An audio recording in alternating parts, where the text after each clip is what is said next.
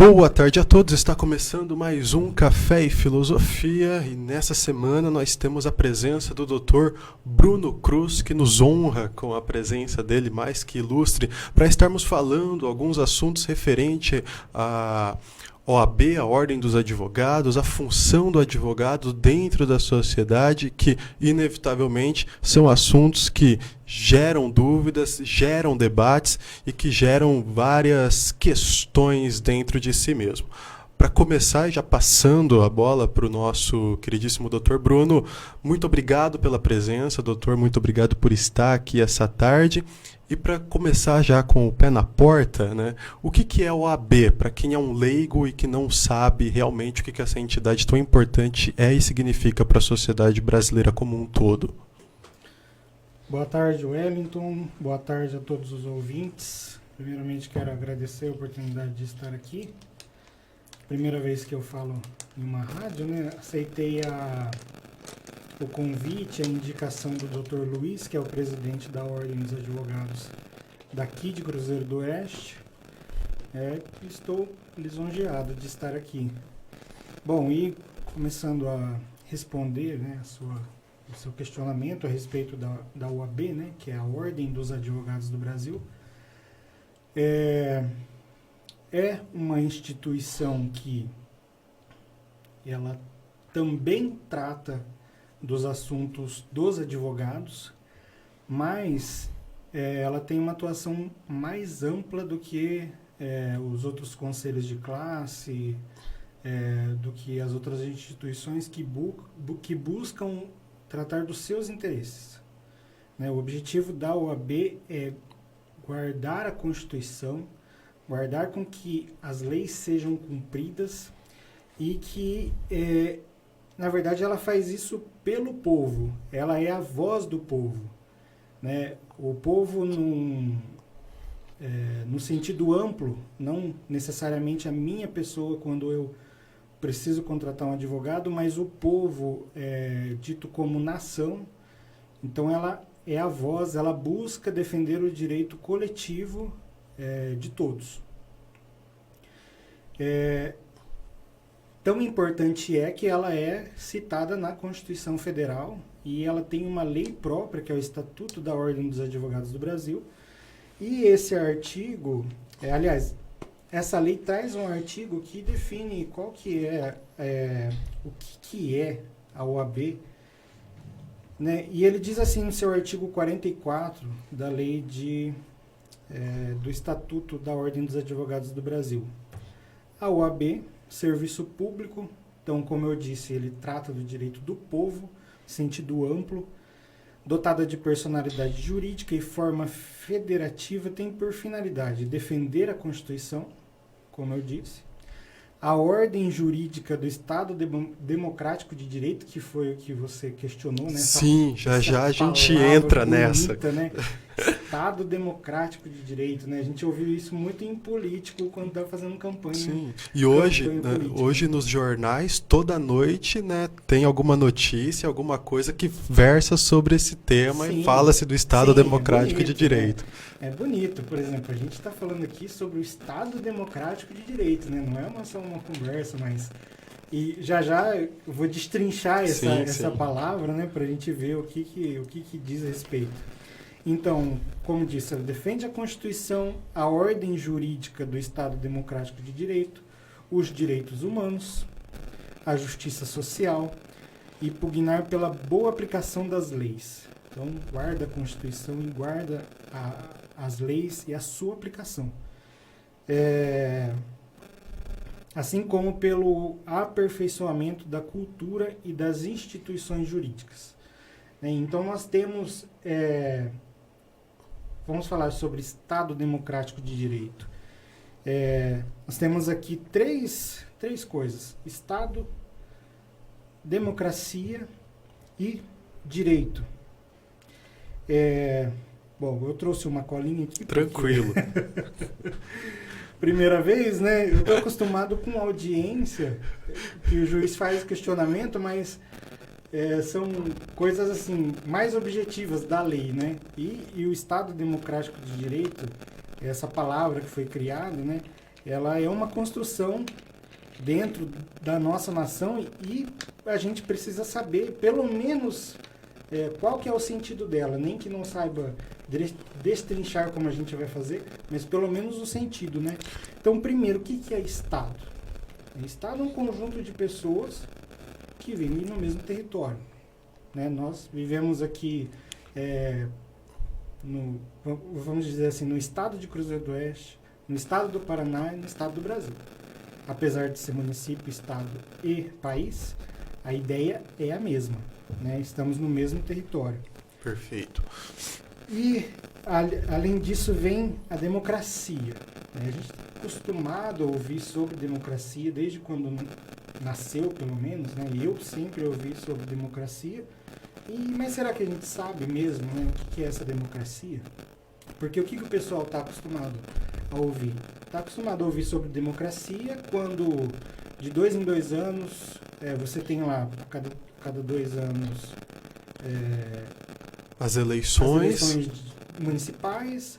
Depois, dali 2 anos, tem as eleições presidenciais. Então, a ideia de democracia é que naquele domingo específico você pega o seu título de eleitor, vai lá exercer a sua democracia, né, a sua cidadania e vota em um político, né? Enfim, esse político faz o quê? Né? Qual que é a função dele, né? Uma outra coisa é Estado Democrático de Direito, né? Nós temos um regime aqui, um regime de direito. E veja, não é direita, não estou falando de esquerda ou direita. É direito, uma forma de justiça, né? E a gente vai ver que essa justiça, ela é um contrapeso em relação aos 3 poderes, porque eles se fiscalizam entre si e a gente vai chegar lá. Então, no parágrafo 1º da Constituição Federal, no parágrafo único, diz que todo poder emana do povo, que exerce por meio de representantes eleitos ou diretamente nos termos dessa Constituição. Então, aquilo que eu falei, a democracia, ela diz respeito à origem do poder. Então, por que não existe uma monarquia aqui? Se fosse monarquia, nós teríamos um rei que impunha as regras, que nunca estaria errado, e se você questionasse a lei dele ou alguma regra dele, ou não cumprisse, ele cortava a sua cabeça e estava resolvido o assunto. Todo poder emanava do monarca. Isso, né? Emanava daquela pessoa ali específica. Ou, digamos assim, ele representando como se fosse o Estado ali da monarquia dele. E a democracia, a origem disso é que o poder vem do povo. Então, o povo vai exercer de forma indireta, exercendo seus representantes, e aqui são vereadores, prefeitos, deputados estaduais, deputados federais, senadores, governadores e o presidente da República. E diretamente, e nesse diretamente que nós tratamos dos remédios constitucionais, né, que nós temos o habeas corpus, o habeas data, o mandado de injunção, a ação popular e o mandado de segurança. Em algumas hipóteses, só a OAB vai ter competência para ingressar com algum tipo dessa ação, ou então, no caso da ação popular, por exemplo, e do mandado de segurança, a parte vai precisar da figura do advogado para representar esse direito para ela, mas que ela está exercendo de forma direta a sua democracia. E quando diz Estado Democrático de Direito, é que nós elegemos o poder legislativo, elegemos o poder executivo, mas não elegemos o poder judiciário, né? Vereador, deputados, esses que redigem a lei, nós escolhemos eles pelo voto. O executivo, o prefeito, o governador e o presidente, nós escolhemos pelo voto, mas o judiciário não. O juiz precisa estudar, passar num concurso público e ali ele vai fazer a sua atuação, decidir caso a caso. Então, é isso que nós temos. Nós temos uma limitação do que o Estado pode fazer. Então, nós temos o Estado que quer ditar as suas regras. Mas nós temos a democracia, que o poder vem do povo e não do Estado.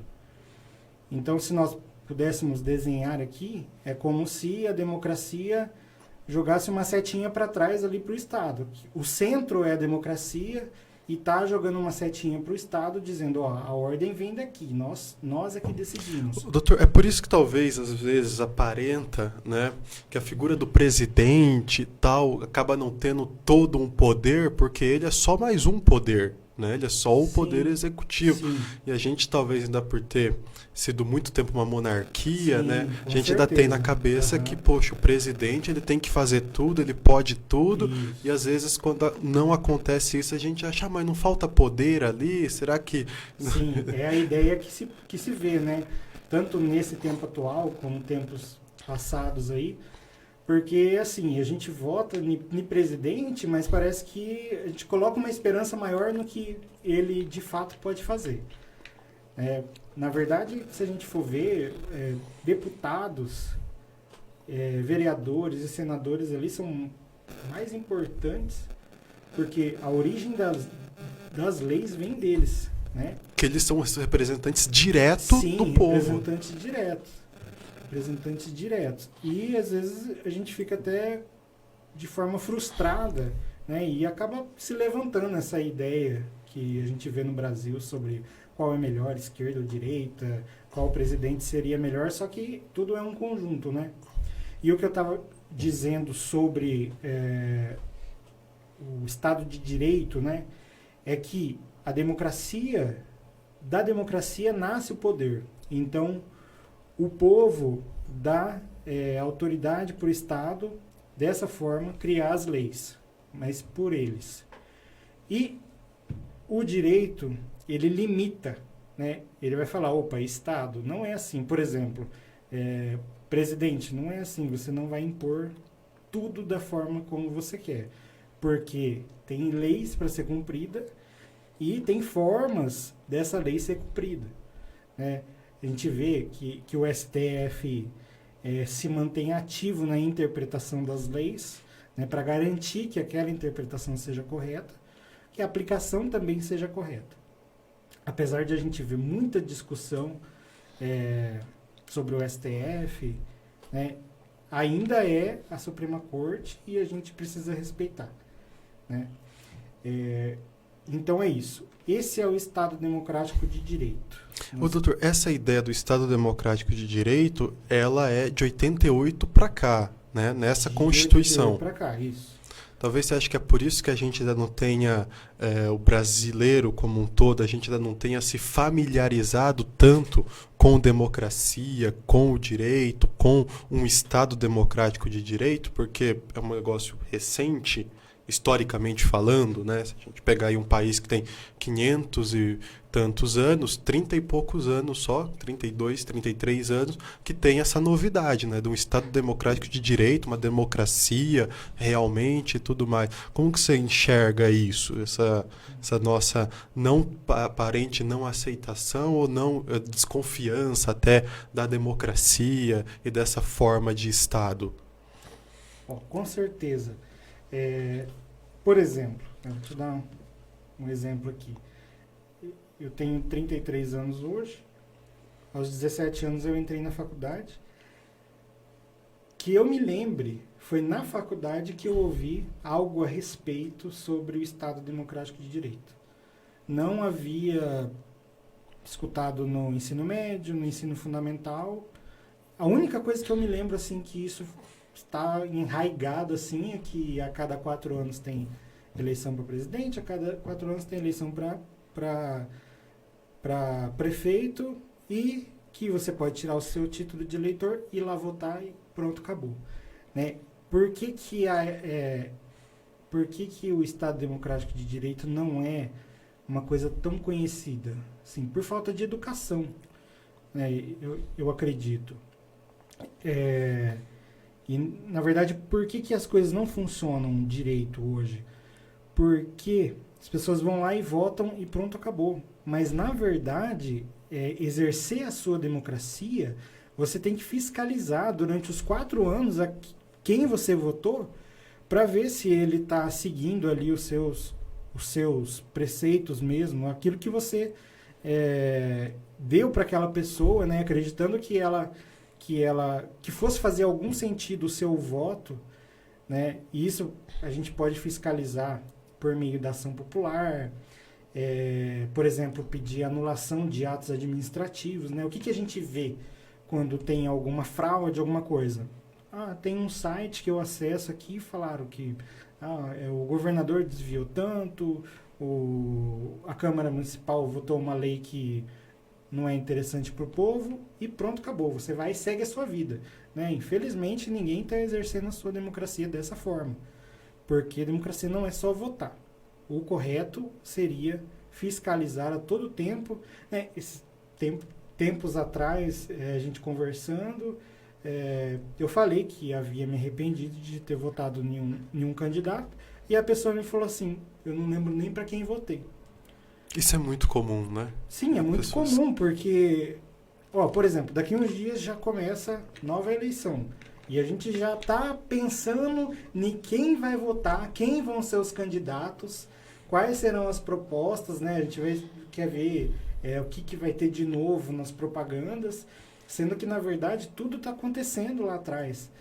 Votações e votações todos os dias. Se você acessar o site do Senado, tem link ao vivo no YouTube, tem da Câmara dos Deputados, da Câmara dos Deputados Estaduais, tem aqui live ao vivo da Câmara dos Vereadores, né? Infelizmente, o que a gente assiste? Netflix, assiste algum outro vídeo aleatório aí, e a gente não tá...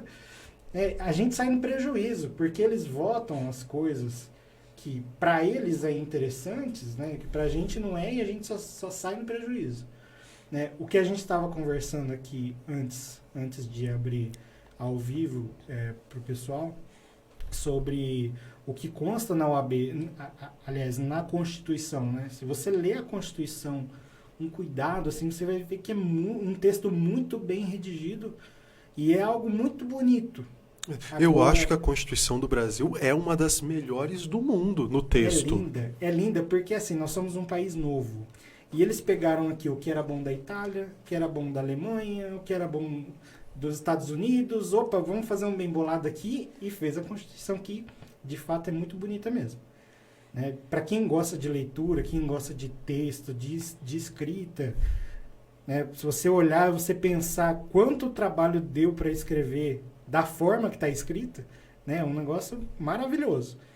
Mas, agora pega de exemplo o salário mínimo. Né? A Constituição diz que o salário mínimo tem que prover alimentação, aliás, até eu vou lazer, educação. Vou consultar o texto aqui para a gente ler e dar risada junto, né? Porque, infelizmente, né? Acaba o texto não conversando com a realidade, né? Na filosofia a gente usa muito a ideia do ser e do dever ser, né? Sim. O ser é uma coisa e o dever ser acaba sendo bem desconexo dela. E isso é verdade. Deixa eu ver se eu acho aqui. Talvez esse seja um dos grandes problemas que o Brasil enfrente hoje em dia, essa aparente não, né? Nítida desconexão dos textos constitucionais, que são maravilhosos, com a nossa realidade. Na verdade, assim, você vota para uma pessoa lá que... Não é exigido curso superior, não é exigido que ele tenha uma boa redação, não é exigido que ele tenha um currículo impecável. Mas quando você lê o texto da lei, você vê que por trás dele tem inúmeros assessores, pessoas que vão redigindo esse texto para parecer uma lei bonita que não condiz com a realidade, né? Olha só, o artigo 7º da Constituição Federal que está no título dos Direitos e Garantias Fundamentais. Diz assim: o salário mínimo, fixado em lei, nacionalmente unificado, capaz de atender às suas necessidades vitais básicas e às de sua família, com moradia, alimentação, educação, saúde, lazer, vestuário, higiene, transporte, previdência social, com reajustes periódicos que lhe preservem o poder aquisitivo, sendo vedada a sua vinculação para qualquer fim. Pior ainda do que todo esse rol aqui de coisas que eram para ele suprir, diz aqui, ó, com reajustes periódicos que lhe preservem o poder aquisitivo. Na verdade, a gente está perdendo... Sim, é reajustada menos que a Sim. inflação anual. E a gente acaba perdendo o poder de compra todo ano. E, na verdade, isso a gente está falando sobre salário mínimo. E a OAB, eu tenho certeza que ela trata sobre isso, mas existem inúmeros limitadores, tanto questão das finanças, né, propriamente ditas, aí, que assim, a gente trata sobre direito, né, a OAB, advogado, agora a questão de números, precisa de um órgão específico, né, mas nessa desconexão de texto de lei e realidade dos fatos, é que entra a figura do advogado, né, ali da OAB, para buscar trazer o cumprimento correto dessa lei. Né, aquilo que eu disse, não só a Constituição, porque nós temos depois leis complementares, leis ordinárias, decretos, estatutos, tantas coisas aí que a gente principalmente ouviu falar agora nessa pandemia, né? Eu nunca li tanto decreto na minha vida. Sim, sim. Eu estava acostumado sempre a ler lei, alguns códigos, mas decreto foi o que mais saiu. Até a discussão se era válido ou não era, se ia sobrepor ao regimento federal, enfim. Mas é isso que se busca fazer. Falar alguma coisa? Sim, vou fazer uma pergunta aqui do Dr. Bruno, aproveitar a presença dele. Boa tarde, Dr. Bruno, Boa queridos tarde. ouvintes. Bruno, você acha que o Brasil, né, o brasileiro, ele tem uma cultura de processos? Só para exemplificar para você. Pra gente entrar na seara do advogado Isso. já. Eu vim de Campinas, né? Eu estava comentando com o Wellington ontem, eu vim de Campinas e eu nunca tinha escutado falar alguém por uma causa muito pequenininha ir atrás de um processo, de fórum, né? Então, quando eu cheguei aqui era muito fácil ouvir alguém falar, vou pro processo, vou colocar essa pessoa no fórum, né? Você acredita que o Brasil, de repente até para se estender para Cruzeiro do Oeste, já que o senhor trabalhou há bastante tempo no fórum, tem essa cultura de processos, resolver tudo no fórum? Com certeza, né? Só mudando o que você falou aí. Agora é mais bonito, né? Você falar, vou levar você na justiça, né? Porque antigamente era, vou descer pro fórum, vou levar você no pau, alguma coisa assim, né? Sim. Mas com certeza o Brasil é totalmente judicializado. Totalmente judicializado. Às vezes até aparece no escritório problemas assim, vamos dizer, financeiramente, de discussão de R$50, de R$100, a pessoa quer abrir um processo. Né? Agora você pensa, quanto custa movimentar a máquina judiciária? Né? Porque assim, tudo bem, eu vou ajuizar um processo, mas nós temos inúmeros servidores, inúmeros promotores, juízes. Tempo, que é o mais importante. O processo, por exemplo, não termina aqui na primeira instância, aqui em Cruzeiro, né? Porque tanto a parte que ajuizou o processo quanto a que foi processada pode recorrer, vai para o tribunal, depois tem inúmeros recursos, vai para o STJ, inúmeros recursos, pode chegar no STF, dependendo da causa. Então, assim, na verdade, até a ideia, a figura do advogado, eu tenho visto, assim, que ela está evoluindo, não mais para esse advogado, vamos dizer assim, litigioso, litigante, entendeu? Eu sou muito litigante ainda, eu estou tentando mudar isso. O que é ser litigante, né?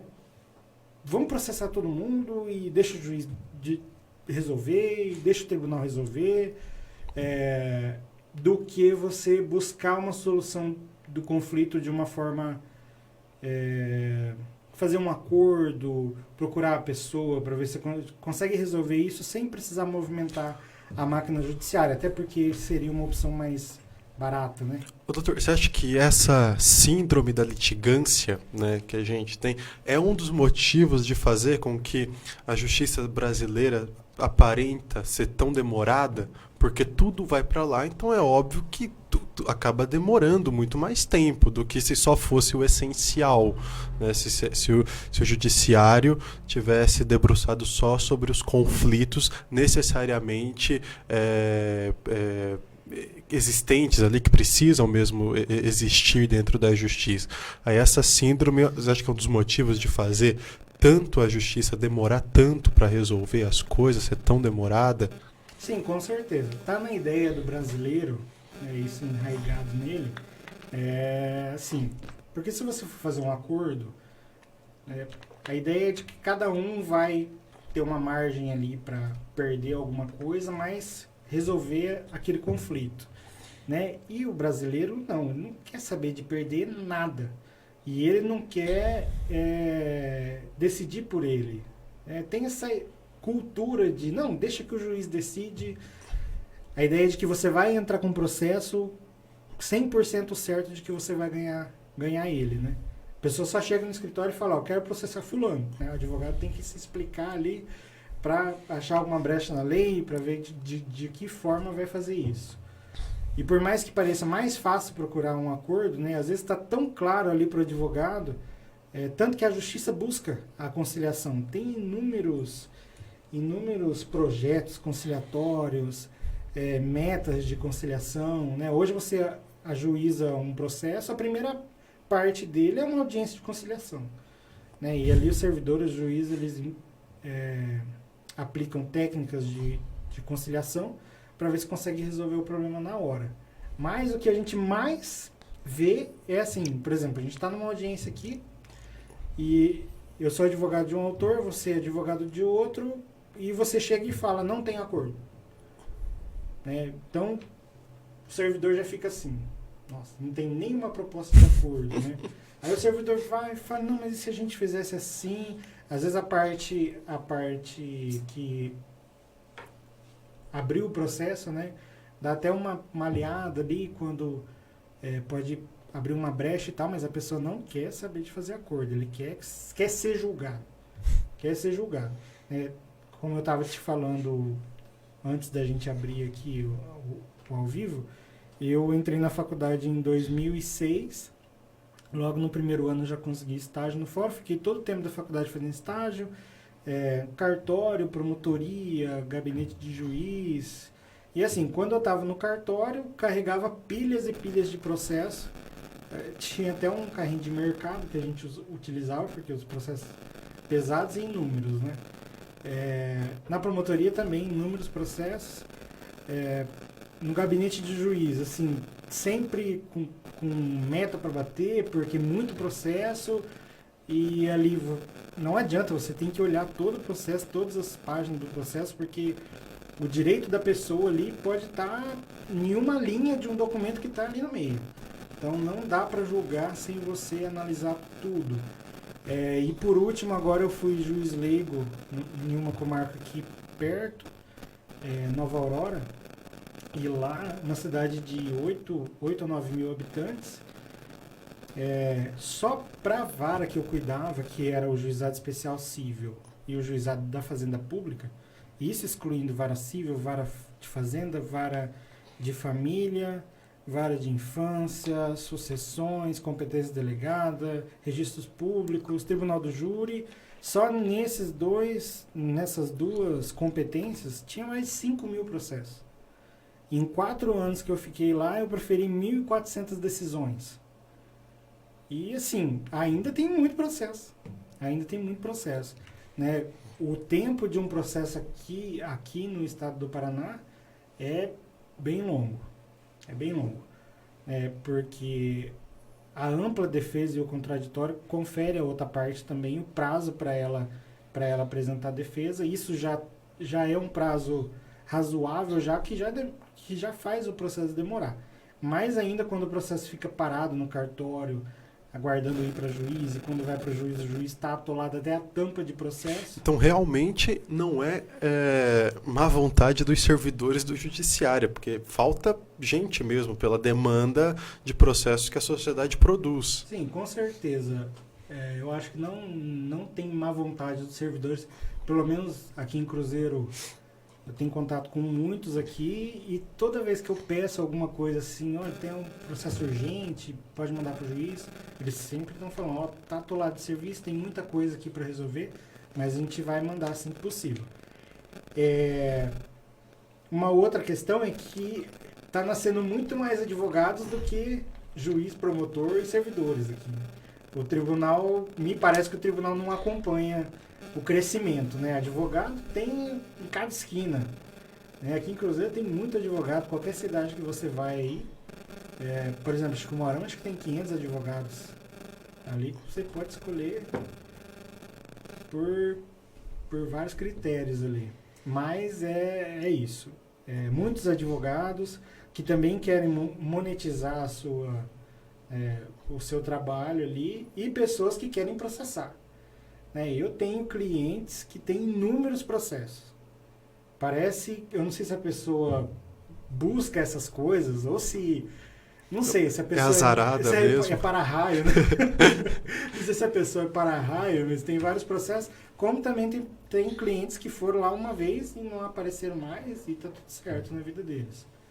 Agora, doutor, já que a gente começou a falar sobre o advogado em si, se eu não me engano, o advogado é a única profissão privada que aparece na Constituição, né, sendo exaltada, que é a figura do advogado, que é importante para o Estado democrático de direito. Né? O advogado, além de ter, óbvio, né, o interesse na causa por causa do seu cliente, dentro da sociedade, a importância dele vai além disso? Sim, o que você falou sobre a importância do advogado, né? Não é advogando em causa própria, que eu sou um advogado, mas eu acho que todo mundo deveria ter ali pelo menos um amigo ou um conhecido advogado. Porque assim, a palavra advogado, ela vem do latim, né? E o direito tem essa questão de latim que a gente estuda, mas na prática não usa, né? Vem de advocare. Também quer dizer advocar, né? Chama para si, nesse caso, a responsabilidade de resolver uma questão. Por exemplo, você tem uma questão e daí você vem, entrega para mim e eu vou te representar no judiciário e buscar a solução. Né? E por que eu digo que cada um deveria ter um advogado conhecido ou um colega? Porque, por exemplo, às vezes chega alguém no escritório ou faz alguma pergunta, né? O pessoal tem muito costume de, quando vê um advogado, falar assim, posso tirar uma dúvida? Né? E assim, alguns advogados rechaçam isso, não gostam, né? E outros, como advogado é uma vida, na verdade, né? Não tem aquilo ali, das 8 às 18 horas eu sou advogado e depois não sou mais. Não, porque o tempo todo a cabeça está ali girando, tá trabalhando. Porque o advogado consegue fazer como se fosse um escaneamento da pessoa. Né? Já teve vez de pessoas chegarem no escritório perguntando algo de que elas não teriam direito, mas ali uma deixa, alguma palavra que ela falou ali, você, tá, mas e essa situação aqui? Você já verificou e tal? E daí você consegue ver que a pessoa tem um direito ali que ela não sabe e que esse direito pode morrer. Né? Tem um jargão que diz assim, o direito não socorre a quem dorme. Você já deve ter ouvido isso. E o direito morre, na verdade. Por quê? Existem prazos, né? Prazo prescricional, prazo decadencial, isso, enfim, são terminologias jurídicas que cabe ao advogado, mas que a pessoa que tem alguma questão, alguma dúvida, se acontecer alguma coisa com ela que ela pensa, opa, peraí, mas será que está certo mesmo? Ela deveria procurar um advogado e pelo menos perguntar.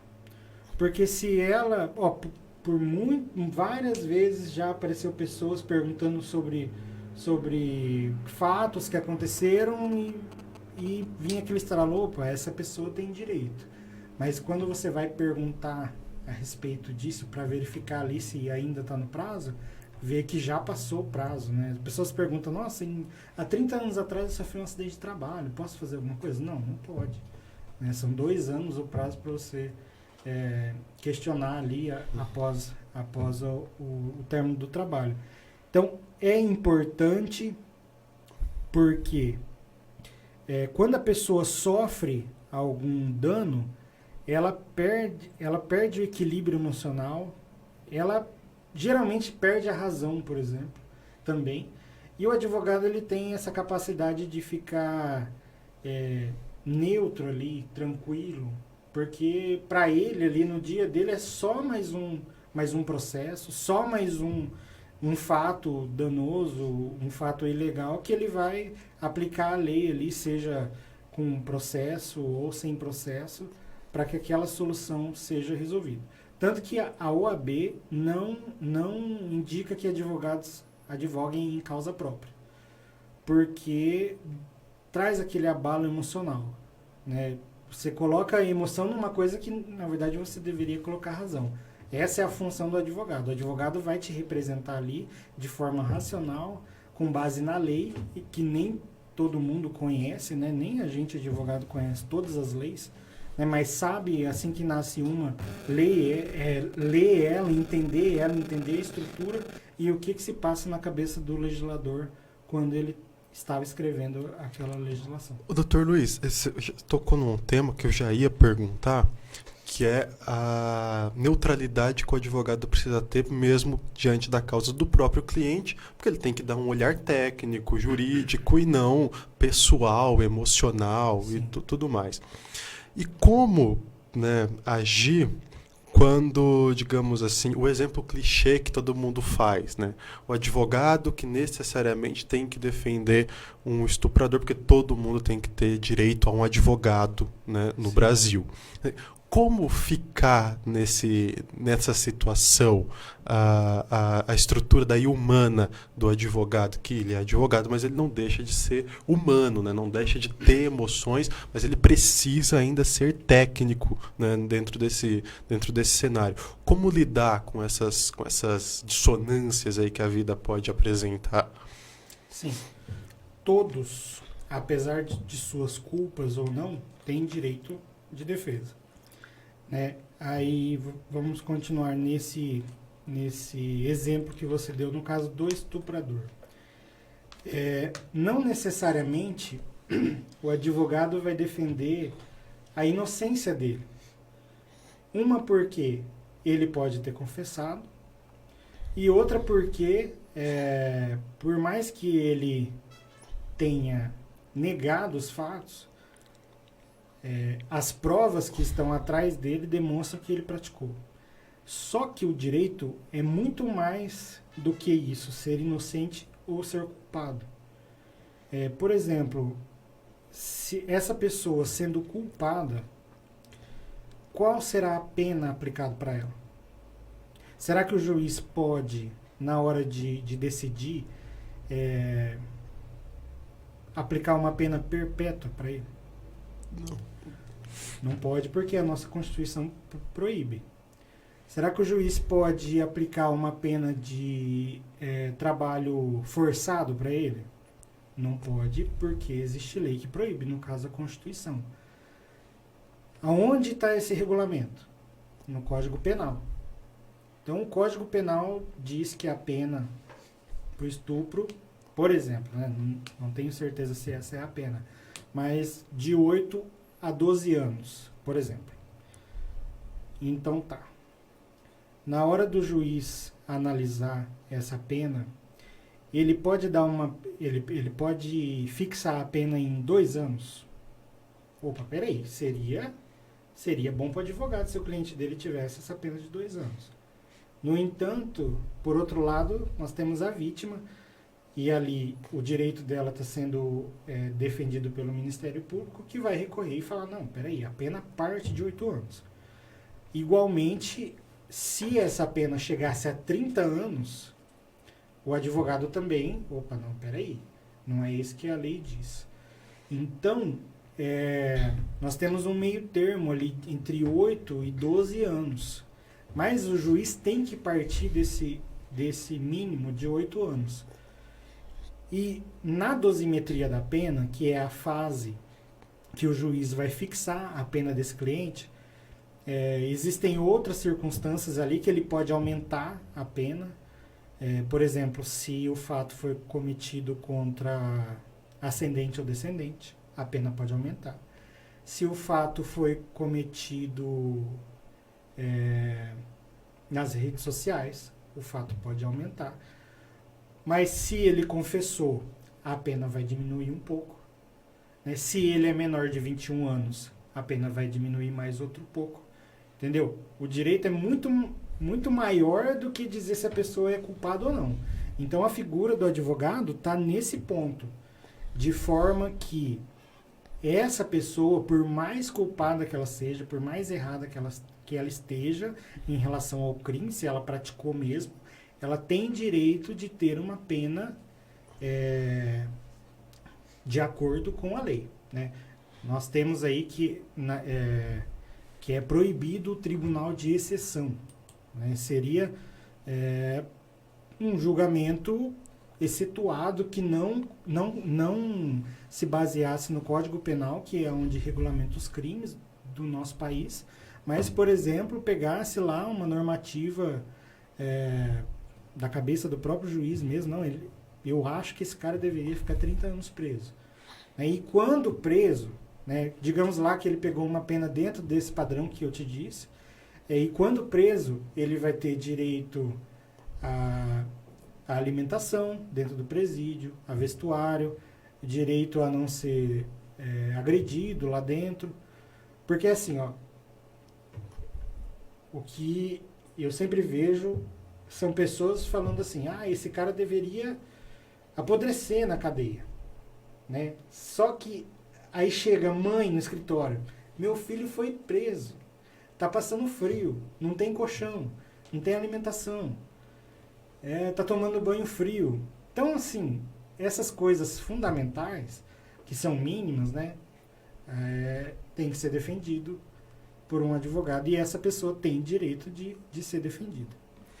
Então, realmente, é muito mais do que brigar pelo sim ou pelo não, de que se ele fez ou não fez. Né? Então... Por outro lado, tem uma teoria no direito penal que é a síndrome da mulher de Potifar. Isso é um texto bíblico, né? Porque essa mulher queria ter um relacionamento com outro homem, e esse outro homem falou, não, eu não quero. E o que ela fez? Ela foi acusou lá na polícia ele. E acusou ele. Né? E especificamente nesses crimes de violência sexual, não tem testemunha. É só a palavra da vítima. Nem o réu, nem a vítima tem a testemunha. Eu falo, não, mas fulano estava lá. A câmera estava online lá, dá para ver, não tem testemunha. Então a palavra da vítima, ela tem um peso enorme. Né? Você pensa uma mulher falando que foi abusada, que foi violentada, e o réu falando, eu não fiz nada. Né? Essa prova negativa de que você não fez é também chamada de prova diabólica, porque não tem como provar. Né? Eu tenho como provar que hoje eu estou aqui, mas se alguém me acusasse ontem, eu não tinha como provar que ontem eu não estava aqui. Entendeu? Sim. Sim. É a mesma forma o réu. Ele está sendo acusado por essa mulher porque ele não quis ter relação com ela, ou que seja adolescente, que seja criança, e a pessoa vai lá e acusa. Né? Isso na verdade, eu tenho até medo disso. Porque se você pega um processo desse, nossa, é extremamente complicado. Não medo por mim, pelo que eu vou aplicar no direito, mas pela pessoa. Se a pessoa chegar nesse ponto de sofrer alguma situação dessa, é extremamente complicado. Então precisa de advogado de toda forma. E com certeza se ela fosse se defender, ela não ia ter psicológico equilibrado para fazer para buscar, para ver onde que é, assim, elementos. Não, peraí, o que você estava fazendo? Você não estava em outro lugar? Essa pessoa não deveria estar em outro lugar, por exemplo? Até porque quando a gente está sofrendo uma injustiça, né, a gente acaba perdendo as Fica estribeiras, totalmente né? desequilibrado, é isso. E você precisa de um advogado para fazer, para buscar os seus interesses, né? Defender seus interesses. Caramba, mas infelizmente a gente já conversou 1 hora, não passou parece, muito não rápido, parece. né? A gente poderia ter abordado muitos outros temas, é por isso que eu já deixo aqui convidado o Dr. Bruno para uma próxima vez, Sim, se ele sim, estiver sim. disponível, se ele quiser, para falar de outros assuntos, que o direito é riquíssimo, Sim, né? A é figura rico, do muito advogado também é muito interessante, é muito única e muito importante para a sociedade. Dr. Bruno, você quer deixar suas últimas palavras antes da gente encerrar? Então, agradeço, né? Passou muito rápido mesmo. Quando você me falou que seria 1 hora, eu fiquei me questionando. Falei, nossa, tem 1 hora de conteúdo assim para falar, né? Complicado, né?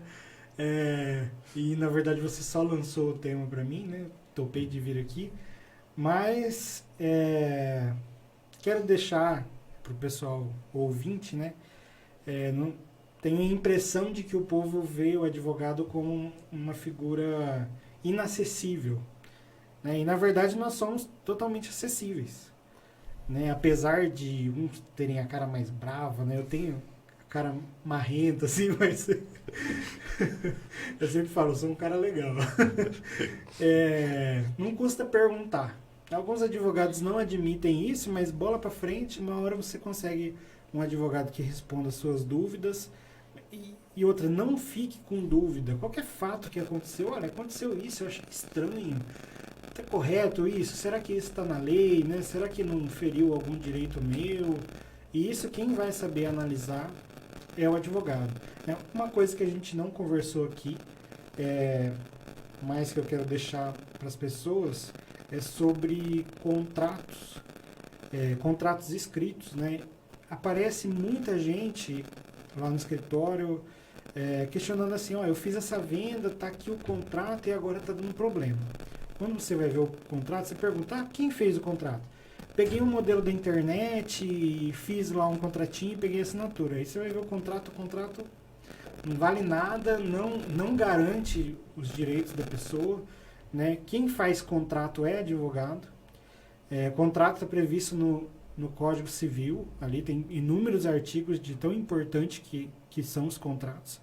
Tanto que quando você vai no banco, o banco te dá inúmeras folhas de um contrato para você assinar e que com certeza a pessoa não lê. Eu me lembro quando eu e minha esposa fomos financiar a nossa casa, a gente chegou na agência quando a gente já tinha fechado, né? Era só para assinar. O contrato tinha pelo menos umas 30 páginas. E a pessoa deu aqui o contrato e a gente foi e deu a caneta e ela continua de pé achando que a gente já ia assinar, né? E não só eu, mas a minha esposa é muito, muito esperta, né? Vamos ler todo esse contrato. Ficamos ali pelo menos uns 40 minutos lendo ali e ainda tinha coisa que a gente achava e perguntava, nossa, mas é isso mesmo? Tá correto, isso daqui não tem como mudar, né? A pessoa do banco chegou até a sentar e ficou desconjurada. E ela falou, ninguém lê esse contrato, nem eu leio esse contrato, nem vocês leram. Eu falei, a gente lê e se a gente for assinar outro contrato, vai ler de cabo a rabo. Porque aparentemente, né, a sociedade tem uma certa estranheza quando nós queremos exercer o nosso direito, né? Sim. Porque direito ao ler o contrato é elementar, sim, né? E infelizmente o fio do bigode não vale hoje. Antigamente a palavra tinha total valor, né? São pouquíssimas pessoas e provavelmente você vai ver isso com pessoas de mais idade. Sim. Que vão honrar a palavra mesmo que ela tome um prejuízo. É por isso que tem que fazer contrato, tem que assinar, botar no papel, registrar no cartório, procurar um advogado para que lá na frente não dê problema. Porque assim, a prevenção é o melhor remédio, sempre. É o melhor sempre. remédio, com certeza. Então, pessoal, muito obrigado pela presença, Dr. Bruno Cruz. Muito obrigado a todos. Até a próxima e tchau.